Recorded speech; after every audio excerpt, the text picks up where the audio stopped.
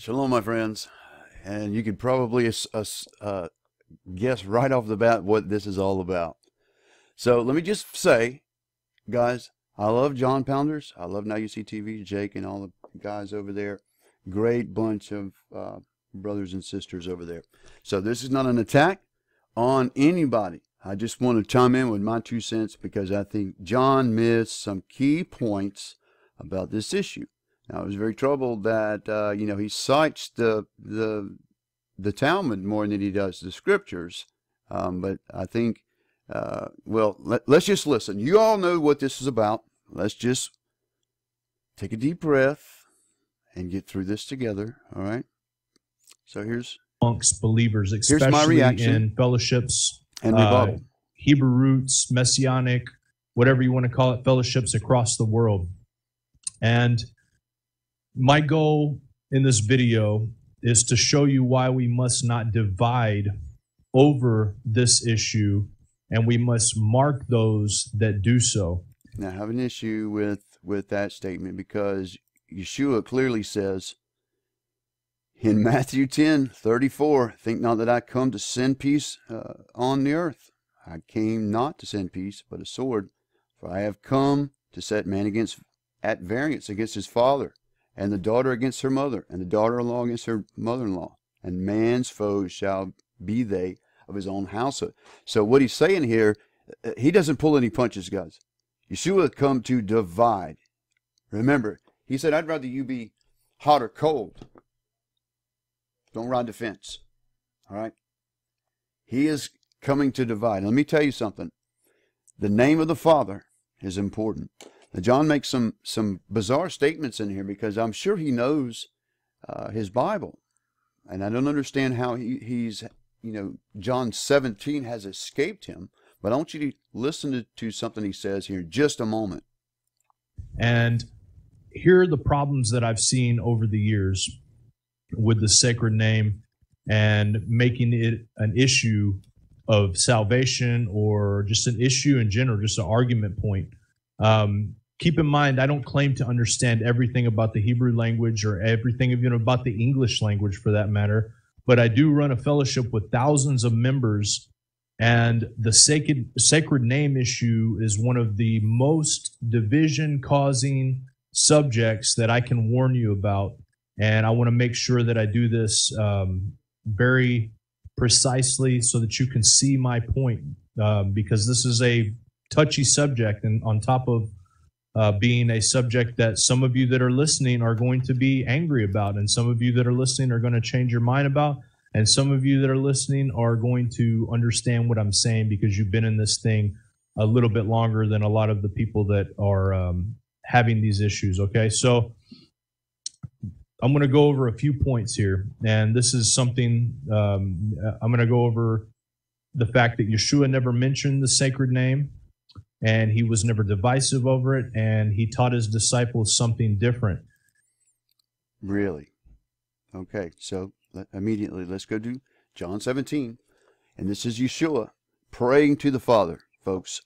Yeshua said these words. He lifted up his eyes into heaven, and he said, "Father, the hour has come, esteem your Son, so that your Son might esteem you. As you have given him authority over all flesh, that he should give everlasting life to all whom you have given. And this is everlasting life, that they should know you, the only true Elohim, and Yeshua, Messiah, whom you have sent." And watch what he says here. "I have esteemed you on the earth, accomplished the work you have given me that I should do. And now esteem me with yourself, Father, and with the esteem which I had with you before the world was. I revealed your name to the men you gave me out of the world." Now, let me just ask Jon Pounders, what name do you think he is referring to here? Now, one thing we have to understand was, at the time of Yeshua, the name was being concealed. It wasn't something that was common knowledge all around. And the reason for that was the Judean exile in Babylon. Because under Nebuchadnezzar, the name was made illegal to say or write or mention or anything like that. Okay? But before that, the name was openly used. David used it. He called upon the name. Just go read Psalms and look at how many times David calls upon the name. Right? Every one of the prophets, Jeremiah, Ezekiel, Isaiah, all called on the name. Every one of them. So it was only after the Judean exile that the name was being hidden. But when Yeshua came, guess what he did? He revealed the name to men that you gave me out of the world. He was revealing the name to them. Listen to what else he says. They were yours, and you gave them to me. And they have guarded your word. And now have come to know all that you give me is from you. Because the words which you gave me, I have given to them, and they received them, and have truly known that I have came from you. And they believe that you sent me. I prayed for them, but I do not pray I do not pray for the world, but those who you have given me. For they are yours. And all are mine and are yours, and yours are mine, and I have been esteemed in them. I am no more in this world, but these are in the world. And I come to you, set apart, Father. Guard them, what? In your name, which you have given me, so that they might be as one. Why? Because they're one in the name. They came in one accord. You see that? Now come on, somebody. When I was with them in the world, as I was guarding them in your name, which you have given me, and I watched over them, and not one of them perished except the son of destruction, so that the scripture might be fulfilled. And now I come to you and speak these words in the world, so that they might have my joy completed in them. I have given them your word, and the world hated them because they are not of the world, as I am not of the world. I do not pray that you should take them out of the world, but that you should keep them from the wicked one. They are not of this world, as I am not of this world. Set them apart in your truth. Your word is truth. As you have sent me into the world, I also sent them out into the world. And for them I set myself apart, so that they might be set apart in truth. I do not pray for these alone, but those believing in me through their word, so that they all might be one, as you, Father, are in me and I in you, so that they might be as one in us, so that the world might believe that you have sent me. The esteem which you have gave me, I have given them, so that they might be as one as we are one. I in them and you in me, so that they might be perfected into one, so that the world knows you have sent me, and have loved them as you have loved me. Father, I desire that those whom you have given me might be with me where I am, so that they see my esteem in which you have given me, because you loved me before the foundation of the world. O righteous Father, indeed the world did not know you, but I knew you, and these knew you that sent me. And I have made known your name.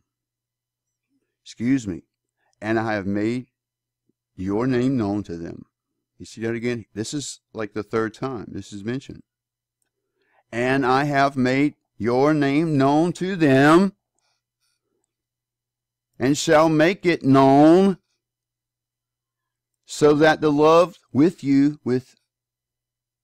which you loved might be in them and I in them. You see that? And I have made known your name. What does that mean? It means he taught the name. He came teaching the name. He didn't teach something similar to the name. He taught the name of the Father. That is exactly what that means. Let's continue. And this is the first point I'm going to make.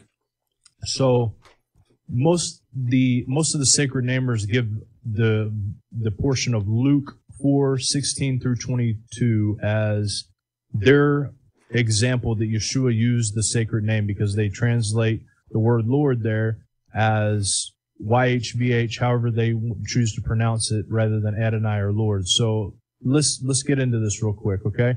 So in Luke 16 through 22, it says, "And he came to Nazareth, where he had been brought up. And as his custom was, he went into the synagogue on the Sabbath and stood up to read. And there was delivered unto him a book of the prophet Isaiah. And when he had opened the book, he found the place where it was written, The Spirit of the Lord is upon me, because he hath anointed me to preach the gospel to the poor. He has sent me to heal the brokenhearted, to preach deliverance to the captives, and recover of sight to the blind, to set liberty them that are bruised, to preach the acceptable year of the Lord." And then it goes on in 22 to say, "And all bear him witness." So basically everybody witnessed it, and they wondered at the gracious words which proceeded out of his mouth. So what a sacred namer is going to say is, see right there, he says the name. But I made these things bold for a reason. We'll get back to it in a second.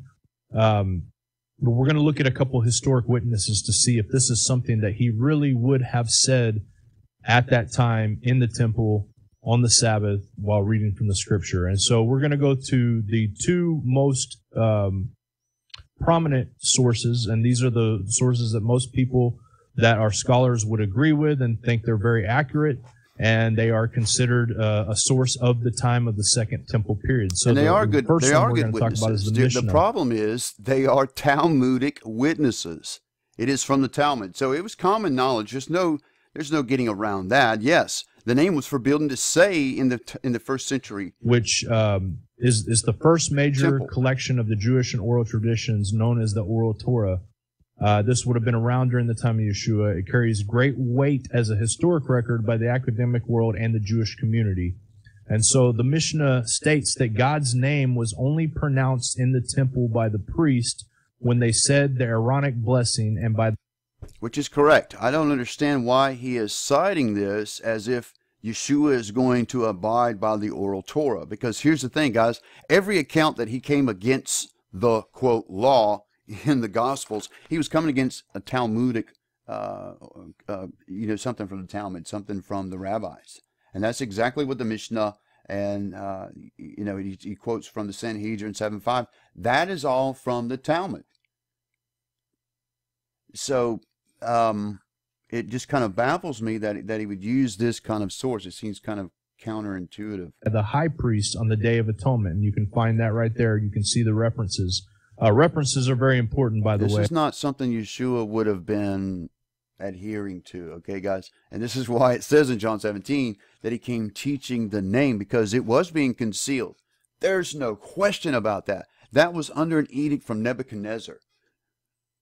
But didn't you know that Yeshua was a rebel? Right? So he wasn't advised under, these oral traditions.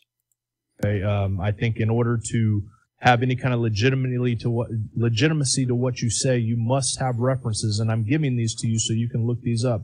And in Sanhedrin, and so I'm glad you said that, John, because the references I gave you were actually Yeshua's words from his actual mouth. And I think that is very clear that though it was a part of the oral Torah and a part of the Mishnah that God's name was not to be mentioned, our Messiah did not adhere to those things. That's what we have to understand. He was a rebel. He was inflaming the high priest and those around. Remember when they said, "Are you Elohim?" And he said, before Abraham was, I am. He was inflamed. They wanted to throw him off the high places there, John, because he was in your face about this. If he indeed, he didn't read the complete chapter of Isaiah 61, he stops at a point and says, today this is fulfilled. But the thing is, whether he did or did not say the name in that instance, that you're making an assumption about that based on this oral tradition. And I think we can't do that and be historically accurate, because history shows, and the scriptures show from the Gospels, that Yeshua was a rebel. so 7:5, it says that the pronouncing the name in any other context is considered blasphemy, punishable by death and stoning. And so we'll go into Philo. Yeah. Philo, and see, that's why they wanted to throw him off the top of the high places, because it is punishable by death. But see, Yeshua knew he was going to die. He was setting the foundation, if you will, for the crucifixion. Okay, he wasn't pulling any punches. He is a Jewish philosopher that lived in Alexandria, Egypt, when Yeshua was exiled as a baby to that country. He was also an uncle-in-law to Bernice, who is mentioned in the book of Acts alongside her brother, King Agrippa. And Philo confirms that when the temple stood, the name of God was only pronounced by the priest. Another in the temple. Great historical reference. In the life of Moses. You're right. This proves the point that Nebuchadnezzar had instituted this, and it continued on all the way into the time of Yeshua. And you can even read in the book of Malachi where the Father says, "You have hated my name." Right. This is after the time of Babylon, and they're concealing the name. Right. And you also see in there where it makes mention of those who are talking about the name. And there's a list made in heaven. Right? So, I think we're stating the obvious here. It is historical fact that the name was forbidden to say.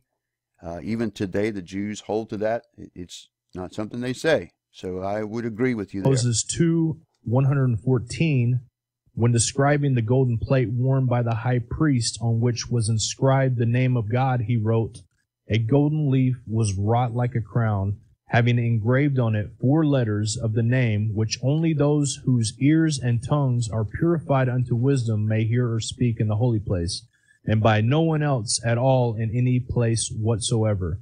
And Philo says in his commentary in Leviticus 24 in the life of Moses, chapter 2, verse 206, "But if any one were, I will not say to blaspheme against the Lord of gods and men, but were even to dare to utter his name unseasonably, he must endure the punishment of death." And so the kind of death that they're talking about here is stoning. If you look into these things and these references that I've given you, you will see that they would stone an individual for speaking the name out of season. So if it was not by the high priest on the Day of Atonement. And again, John, you're citing a Talmud source, and we're not under the Talmud, my brother. We're under the Torah, and nowhere in the Torah does it teach that. Okay?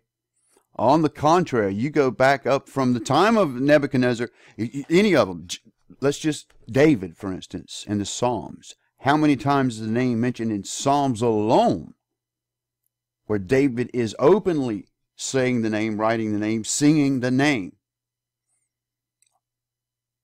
Going all the way back, Abraham called upon the name.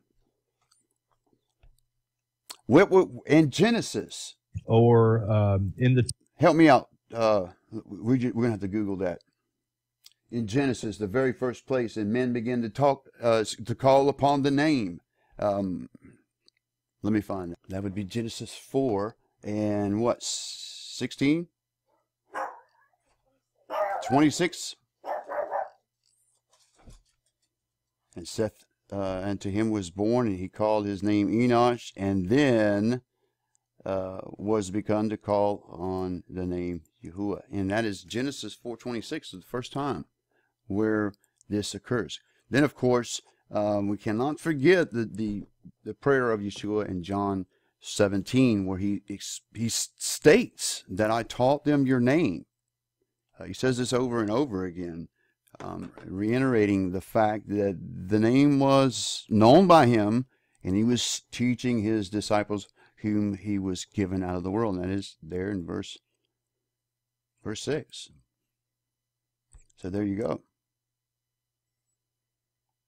Let's see, what else he's got to say. Temple, when they were giving the Aaronic blessing, which they did this and they gave the Aaronic blessing, then it would be considered blasphemy and would be considered a crime punishable by stoning to death.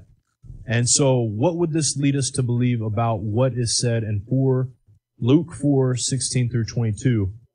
And so judging by these historic witnesses, did he actually utter these names at the temple? I think we can safely say that if he did, he would probably have been taken out right then, taken to the judge, stoned at the moment, because the Pharisees were looking for anything they could to kind of just destroy. And again, John, when they asked him, "Are you Elohim?" he says, "Before Abraham was, I am." So, I mean, he was being inflaming and, not pulling punches. Yeshua, right? And so we didn't see this happen. In fact, people wondered and awe, and they looked at him and they liked what he said, right? There wasn't any of that stuff going on. So this would have created a lot less hassle for the Pharisees further on in Yeshua's life. They could have easily brought hundreds of witnesses to see what would have happened there. And in fact, they didn't. So we're not going to go through the whole 30-minute presentation they did on the sacred name. And by the way, if the sacred name, if sacred namers is a derogatory term, it's a bad thing, then I guess I'm guilty. But I think it'd be a safe place to be standing on the day of judgment in his name. Say again? How about just in Revelation 7 when people are sealed with his name? Exactly. How can you call upon his name if you don't know it? Right? So it was for a time as such as this that the Father would start in this awakening that's been going on, messianic movement, whatever you want to call it, that he would reveal his name to his children. I'm not going to make light of it. It's an important thing to me. If it's something that is not popular, whatever, that makes no difference to me. I can clearly see from what the scriptures say, and there are some 400 plus scriptures that deal with the name in some form. So we cannot ignore these and make light of it, right? So that's my 2 cents, guys. I'm not going to say any more. It is what it is. One thing is for sure. If it is divisive, you got to remember Yeshua said, "I came to divide." So which side of that you want to be on, right? Shalom. May Yehua bless you in a mighty way. We'll see you in the next video.